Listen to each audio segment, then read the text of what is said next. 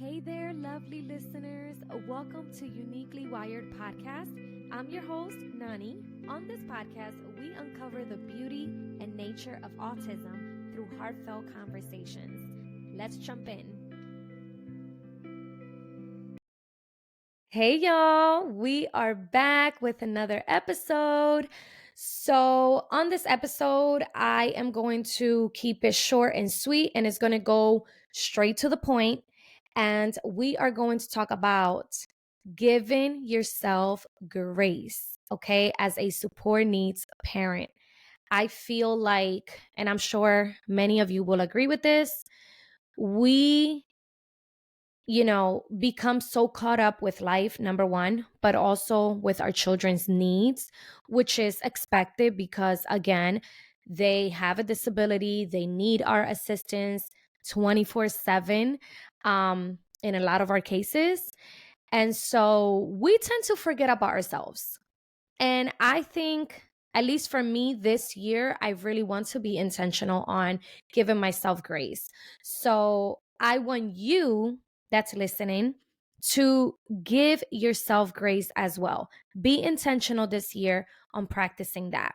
So I need you to have a pen, pencil, and a notebook or journal, or perhaps your notes on your phone, and take notes of these 9 tips that I'm going to give you to work on to be able to give yourself grace. Okay. So I'm going to look at my phone and we are going to do that. But first and foremost, I want to acknowledge and shout out my new listeners. Welcome to the podcast. And also, those of you that have been giving me ratings or reviews, either on Apple Podcasts, YouTube, or Spotify. Thank you so much. It truly means a lot to me. And I just love reading the reviews because it really serves as a motivation for me to continue going on with the podcast. So thank you. Okay, so let's jump right in it. Number one, I want you to acknowledge your feelings. Okay. Recognize and accept your emotions, whether they are frustration, guilt, which is a big one, or exhaustion. It's okay to feel a range of emotions, and acknowledging them is the first step toward self compassion. You have to acknowledge your emotions. Listen, I'm preaching this to myself first because, like I mentioned on the last episode, like I am so good at masking my emotions or how I'm feeling or what's going on in my life, what's really going on in my head, that I don't acknowledge my emotions much. I've learned to be very dismissive on my emotions. So, really, I'm not just telling you guys to practice this, but I'm also telling myself to do this as well. So, um, acknowledge your feelings. That's number one. Number two, celebrate small victories. Focus on the achievements, no matter how small, both for yourself and your child. Celebrate the progress you make together and don't underestimate the impact of the smallest milestones. Um, y'all know, if y'all know and you follow me on social media, then I make a big deal out of any small milestones that my children are reaching. Like if Jacob learns how to, I don't know, open something or unzipper, his coat, like that's such a big milestone to me as a mother because I know that is one of that is one of his challenges. So if he learns how to do that, like, yes, we are celebrating, honey. Okay. I don't care what nobody got to say. That is my son, and I'm going to celebrate it. Same thing with my daughter. If she learns how to put on socks, I mean, just the simplest things, we're going to celebrate. But have I celebrated myself on being consistent? No, I have not. I'm not the greatest at doing that. But this year, I'm going to be intentional. I'm going to be able to, once I celebrate my children, I'm celebrating myself too, because I know that my husband and I are putting in the work and we are staying consistent with what we are doing. So celebrate you, please, but also celebrate your child's um, small victories because they are small, but yet they're also big. Okay, number 3, set realistic expectations. This is another one I am working on, okay? Set realistic expectations. Understand that you can't do everything perfectly, and that's okay. Set realistic expectations for yourself and your child. Be flexible and adaptable. And don't be too hard on yourself if things don't go as planned. I'm laughing because I also mentioned that on my last episode, but I had said how, for Christmas, our plans were to, take the kids to the zoo and see the beautiful Christmas lights, but it didn't go as planned. And that's okay. But at that moment, like I was so fed up. I was so frustrated. I was seeing other families doing great things during the Christmas season. And we're just here, at home, staying warm, of course, because it was freezing. But yeah, like I was just mad. I was mad because my plans didn't go as planned, right? So I had to make sure that I keep reminding myself it's okay if things doesn't go as planned. Listen, God knows best, and I'm huge on that. So if it doesn't go as planned as I planned it to be, then you know what? God had a different purpose, and that's okay. I need to trust His plan over my life and my family's life, and that's it. Like point blank. Okay. So set realistic expectations. That was number 3. I'll do a quick recap. So number 1 was acknowledging your feelings. Make sure you're writing this. Number 2, celebrate small victories. And number 3, set realistic expectations. Now let's go into number 4. Build a support system. This is a good one. Surround yourself with a supportive network of friends, family, or other parents who understand your situation. Share your experiences, seek advice, and lean on others for emotional support when needed. This is important. Building your tribe, building your friends, okay? Building, your parent friends and having that community of people. If you go to church like me, I have a great community at church. And I know that I can always reach out to anybody within my church group and say, hey, can you pray for this situation? Hey, I need you to keep me in prayer on this because I'm making X, Y, and Z decision, right? Also, friends outside of that, right? Having friends, whether you meet them on social media and you're building that friendship, whether you're meeting them outside. I have a lot of friends that don't have children with disability. And you know what? I love that, right? I like that as well as having friends that have children with disability. But I like to have a balance, right? I want to make sure that I have friends that are not in my same shoes because I want them to see what that's like, but also to gain an understanding and learn from our life as, support needs parents and get their advice, get a different perspective, right? From maybe a friend that doesn't have that same situation as myself. But then I also like to have friends that do have children with disability because we can understand each other to a level that literally is just unexplainable to the neurotypical world, right? So I think just working on building that if you don't have that, don't be afraid to reach out, to be that person. I had a mom that reached out to me. She was like, oh my God, I was so scared to reach out to you. And my husband kept pushing me. Listen, just do it. What's the worst that she can do? Not respond, right? Like, I'm not going to jump out the screen on my phone on Instagram and like, why are you hitting me up? No, like anybody that knows me knows that I'm great when it comes to communication and just having these friendships. So seriously, you need a friend, reach out to me, girl. I got you. Okay. We may not be able to talk every day, but I'm here to be a listening ear. But also don't, if you're like me and I'm the type of person that I'm just like consuming and listening to all of my friends and their situation, and then I have a hard time opening up and pouring out my heart and really, acknowledging my feelings. So this is a huge one. Really, it is a big one. It's very important that as supporting parents, we have a support group. Okay. This goes for moms and dads. Number 5, prioritize self-care. Okay. Make self-care a priority. Schedule regular breaks to recharge, whether it's through a hobby, exercise, reading, or any activity that brings you joy. But prioritize it.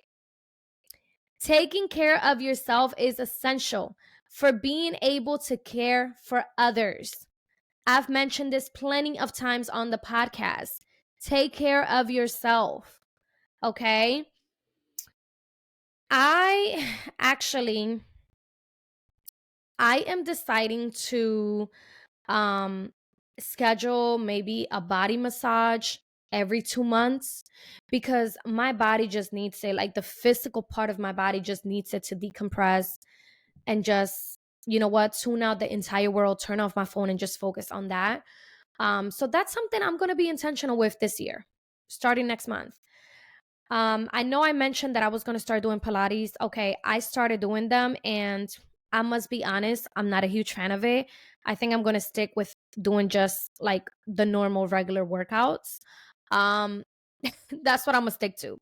I think everybody has their preference and I gave it a try and I was like, "Nope, okay, I'll just do regular workouts." But if I'm honest with y'all, like this is just an honest moment, okay? I have not been feeling like working out.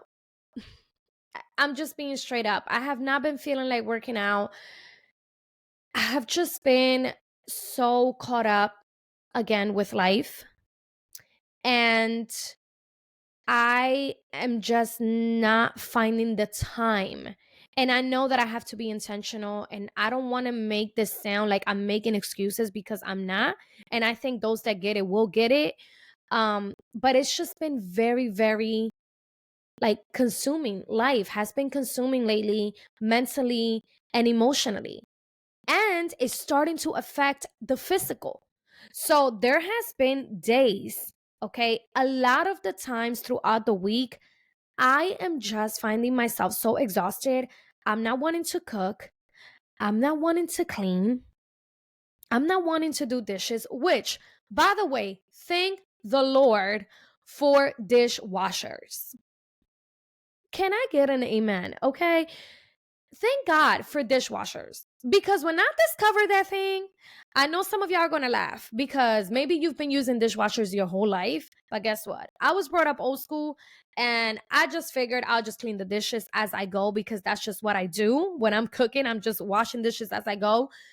But my kitchen must be clean before I go to bed. That's a fact for sure. And once I discovered that dishwasher and I started putting it to use, hello, that was like, okay, yes, this is my bestie right now.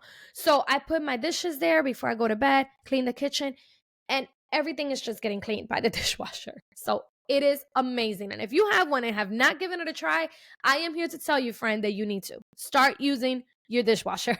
Okay. um but no, seriously, like I literally have been getting more than the usual. Those days where I am exhausted, I don't want to do anything. Last night, I didn't cook. We ordered. We ordered food.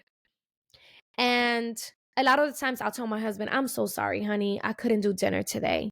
I'm so sorry. I am just exhausted. Like physically and mentally, I am drained and I just need the day to be over."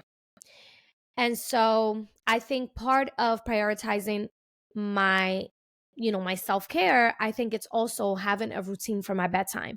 So I'm also starting to be intentional with that. So once I put the kids down in their room, I'm leaving everything clean downstairs. I head up to my room, take a shower, I pray, just do my regular nighttime routine and put my phone on silent and go to sleep. I am being intentional on doing that because a lot of the times I'll just lay in bed and then I'm like scrolling on social media and I'm realizing, okay, you are just wasting this entire time where you can be sleeping and getting some rest.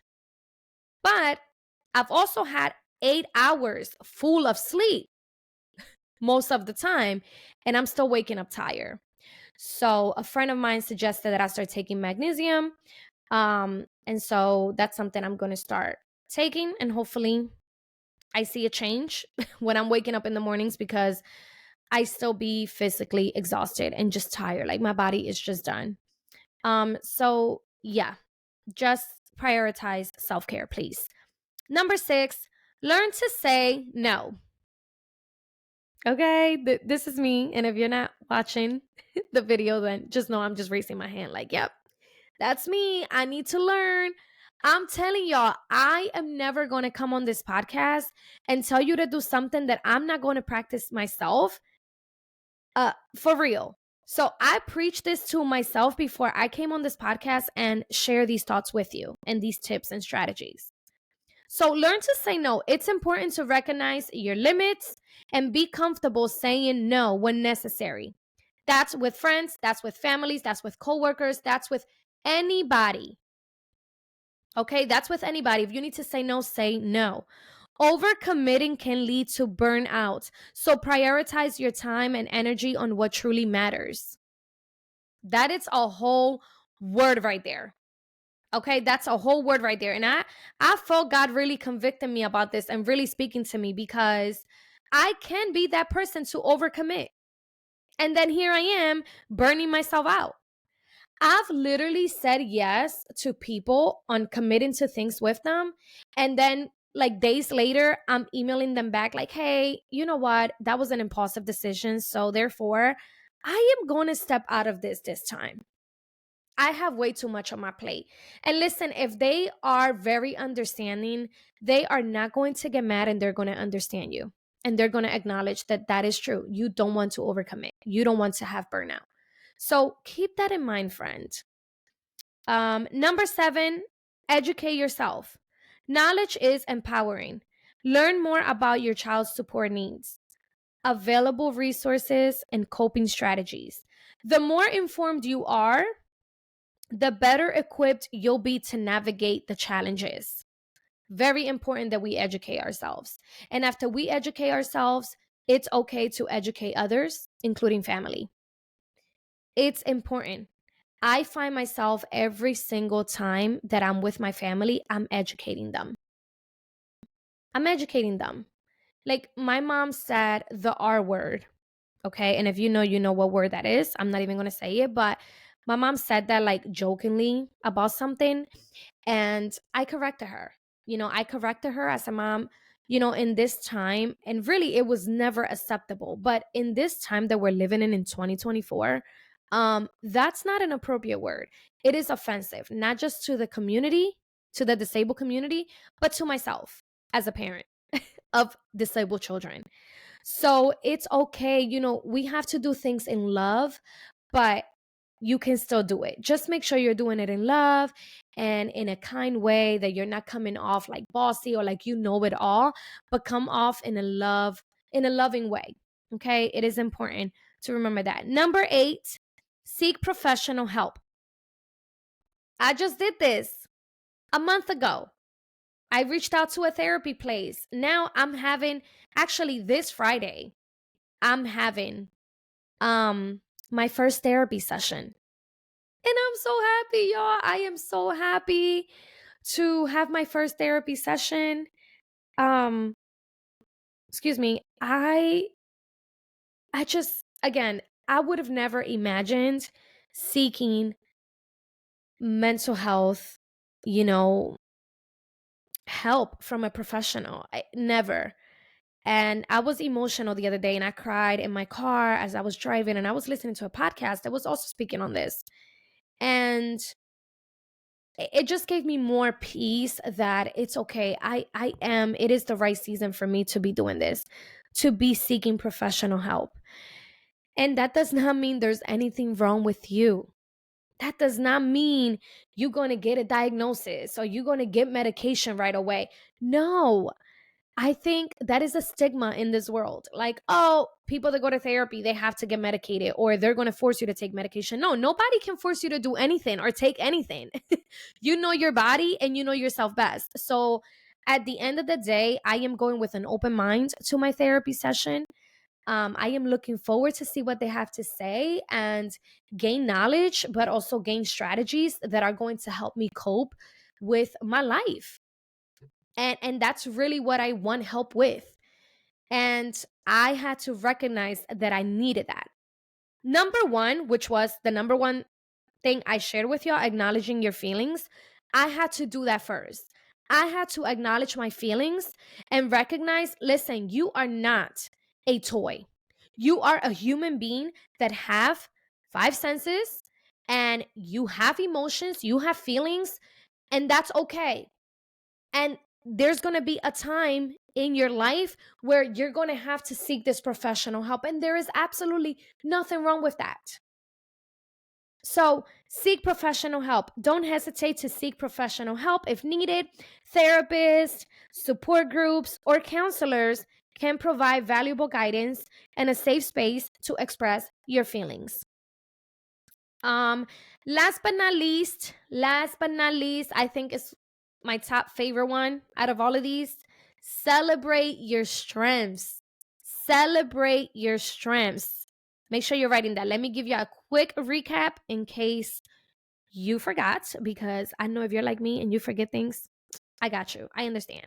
So, number one was acknowledge your feelings. Number two, celebrate small victories. Number three, set realistic expectations. Number four, build a support system. Number five, prioritize self care. Number six, learn to say no. Number seven, educate yourself. Number eight, seek professional help. And number nine, celebrate your strengths. Remind yourself of your strengths and resilience. Parenting a child with support needs requires a unique set of skills, and acknowledging your abilities can boost your confidence and sense of accomplishments. This is beautiful. I don't even think I have to add to that. But I do believe God has chosen us, supporting parents, for our children because He knew He was going to equip us along the way with strategies and strengths and resilience that we would have never imagined we could have. I know that when both of my kids got diagnosed, I knew right away that it was God allowing this to happen and putting me in this path because He knew that He was going to equip me. You know, when people say God gives His strongest battles to His strongest soldiers, um, I have my feelings about that saying because honestly, I think I'm weak. I know this sounds surprising. I think I'm weak. I don't think I'm strong. But I do believe that in my weakness, God is strong in me. So He makes me strong in those weak moments. I hope you catch that. I hope you understand that. God will give you things to make you strong, to make you depend on Him, because without Him, you're not going to make it.